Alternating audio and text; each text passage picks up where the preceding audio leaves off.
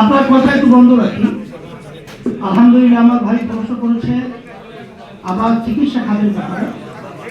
আসল মূল ব্যাপারটা হলো যে আমাদের চিকিৎসা খাতি বলে সর্বখাতি দুর্নীতি যুক্ত থাকার কারণে সেখানে কিন্তু চিকিৎসা খাতে অনেকাংশে আমাদের বাংলাদেশের মানুষের কিন্তু একটা ছড়ানো কথা আছে, কসাই খানা। আমরা যদি দুর্নীতি মুক্ত করতে পারি, আল্লাহর রহমতে শিক্ষার যথাযথ ব্যবস্থা এবং চিকিৎসা আমরা করতে পারবো ইনশাআল্লাহ। আর আপনি যে প্রশ্ন করেছেন যে আমরা 11 দলীয় জোটে ছিলাম, আসলে এই কথাটা আপনি বলছেন কোত্থেকে কিভাবে, এটা আমরা জানি না। আমরা কিন্তু এখানে কোনো 11 দলীয় জোট করি নাই। আমরা প্রথম কিন্তু করেছিলাম 8 দলীয় একটা সমঝোতা। সমঝোতার জোটের ভিতরে পার্থক্য হলো জোটের একজন নেতৃত্ব থাকতে হয়, আর সমঝোতার ভিতরে কোনো নেতৃত্ব থাকে না। এখানে আমরা দেশের জন্য এবং মানুষের কল্যাণের জন্য যে সিদ্ধান্তগুলো আমরা নেব, এটা আমরা সবাই পরামর্শ ভিত্তিক আমরা নেব। কিন্তু পরবর্তীতে যখন নাকি আমরা দেখলাম এটা জোটের রূপে একটা পর্যায়ে একটা শ্রেণী একটা দল নিয়ে গেছে, সেখানে পরবর্তীতে 8 দলের বাহিরে অন্যান্য যে দলগুলো ঢুকানো হলো, সেটা আমাদের সাথে আগে পরে আলোচনা না করে, আমাদের সমঝোতার ভিতরে সিদ্ধান্ত না হয়ে তারা ভিন্নভাবে আলোচনা করেছে, এক কথায় জামাত। পরবর্তীতে দায় এড়াবার জন্য আমরা যখন শীর্ষ পর্যায়ে শেষ 28-এ শেষ বৈঠকে 28 হ্যাঁ, ওই যদি উঠানের আগে জমা দেওয়ার আগের দিন 28শে ডিসেম্বর, সেদিন আমাদেরকে জানাইলো যে এরকম অন্যান্য দলগুলো এইভাবে আমরা এর সাথে ইনক্লুড করছি। তখন আমরা বলেছিলাম যে আমাদের হয়েছিল সমঝোতা। কোনো দল যদি এখানে আনতে হয়, নিতে হয়, সেটা তো আমাদের সমঝোতার আলোচনার মাধ্যমে আমাদের টেবিলে, আমরা কিন্তু আমাদের টেবিলে তাদের চেহারা দেখিও না। এই যে অন্যান্য দলগুলো এখানে ঢুকলো, তাদের চেহারা কিন্তু আমাদের টেবিলে আমরা দেখি নাই।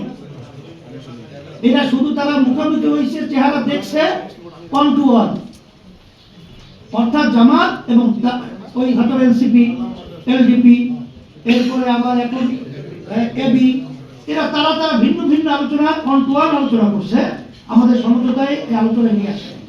বিধায় আমরা যে চিন্তা এবং যে আশা আকাঙ্ক্ষা নিয়ে বড় একটা আশা নিয়ে আমরা দেশকে গড়ার যে লক্ষ্য নিয়ে সামনে অগ্রসর হয়েছিলাম, আমরা যে বলেছিলাম ইসলামের পক্ষে একটা বাক্স আমরা দেব, সেই ইসলামের পক্ষের বাক্সটা যখন নাকি এদের আমি বলবো অসৎ আচরণ, এই অসৎ আচরণে যখন এরা বিলুপ্ত হয়ে যখন নাকি দলীয় জামাতের নেতৃত্ব যখন জোট হিসাবে তারা দান করলো, তখন ইসলামী আন্দোলন বাংলাদেশ, যেখানে ইসলাম নাই, যেখানে দেশের স্বার্থ নাই, যেখানে এক কথায় নিজেদের ভিতরে সৌহার্দ্যতা নাই, যেখানে নিজেদের ভিতরে সৌহার্দ্যতা না থাকে, তাদের সাথে থাকলে সেখানে জাতি ধোঁকা খাবে, বাংলাদেশের মানুষ ধোঁকায় পড়বে এবং বাংলাদেশ সুন্দর হওয়ার পরিবর্তে একটা অসুন্দর দেশ হবে।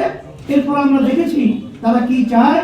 তারা বিভিন্ন জায়গায় দেখেছি আমেরিকার সাথে তারা গোপনে বৈঠক করে, সেখানে আমাদেরকে উগ্রবাদী হিসাবে সেখানে তারা উপস্থাপন করেছে। আমাদের কোনো বাংলাদেশের কোনো দলীয় নেতারা আজ পর্যন্ত বাংলাদেশের জঙ্গি আছে, উগ্রবাদী আছে, কোন নেতা বলছে এরকম ইতিহাস বাংলাদেশে নাই, কারণ বাংলাদেশকে কেউ পালন করতে চায় নাই। কিন্তু আমাদের দুঃখ সহকারে বলতে হয়, জামাতের নায়েবে আমির আব্দুল্লাহ মোহাম্মদ তাহের সাহেব, সে আমেরিকার দূতাবাসে সে আমাদেরকে জঙ্গি হিসাবে উপস্থাপন করে এবং সেখান থেকে আমাদেরকে ফিরিয়ে এনে আসবে, এটা আমরা অত্যন্ত দুঃখিত এবং ঘৃণা ভরে আমরা ধিক্কার জানাই। কারণ আমাদের ইসলামী আন্দোলন বাংলাদেশ প্রতিষ্ঠিত হয়েছে 1987 সালে, আজ পর্যন্ত অদ্যাবধি পর্যন্ত আমাদের কোনো কর্মকাণ্ড আপনারা পরিষ্কার জানেন যে সবাই এই কথা অপমানে স্বীকার করতে বাধ্য যে আমাদের থেকে সেদিনকারও যে বিভিন্ন সংস্থা জরিপ করেছে, সেখানে একমাত্র একটাই রাজনৈতিক দল হিসাবে জিরো টলারেন্স, যে এখানে একটাই দল যেটা দুর্নীতি মুক্ত, সে দলটা হলো ইসলামী আন্দোলন বাংলাদেশ। আমাদেরকে উগ্রবাদী জঙ্গিবাদী হিসাবে উপস্থাপন করায় আমরা ঘৃণা করে কঠিন ভাবে এটাকে আমরা ধিক্কার জানিয়ে এটা প্রত্যাখ্যান করছি। এই জন্যই আমরা যখন দেখছি যেখানে ইসলামের স্বার্থ নাই, ইসলামের বাক্স নাই, এখানে মানবতার এবং দেশের কোনো স্বার্থ নাই, আমেরিকার সঙ্গে গোপনে বৈঠক, ভারতের সঙ্গে গোপনে বৈঠক হতেই পারে, সেখানে গোপন এবং ভারত থেকে তো পরিষ্কার বলেছে যে এটা ধারাবাহিকতার অংশ, তাহলে বোঝা হলো তাদের বৈঠক আরো আগে অনেক চলছে। এই দিক থেকে ইসলামী আন্দোলন বাংলাদেশ, যেহেতু আমরা ইসলামের জন্য দেশ এবং মানবতার কল্যাণের জন্য রাজনীতি করি, এই জন্য আমরা ওখানে থাকতে পারি নাই।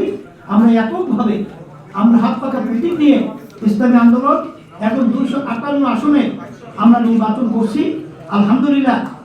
অনেকে হয়তো মনে করতে পারেন যে আমরা একা হয়ে গেছি, না, আমরা একা হই নাই। আল্লাহর রহমতে আমাদের সাথে আল্লাহ আছে, আল্লাহর রহমতে আমাদের সাথে দেশ প্রেমিকরা আছে, এবং ইসলাম যারা ভালোবাসে তারা আছে, সম্মানিত ওলামায়ে কেরাম আছে। এজন্য সারা দেশের ভিতরে সর্বশ্রেণী সর্বমহলে এমনকি সংখ্যালঘুদের কাছেও আমাদের গ্রহণযোগ্যতা এবং আন্তরিকতা আমরা অনেক পাইতেছি, এবং আল্লাহর রহমতে আশা করি যে আল্লাহর রহমতে আমরা বিজয় হব ইনশাআল্লাহ।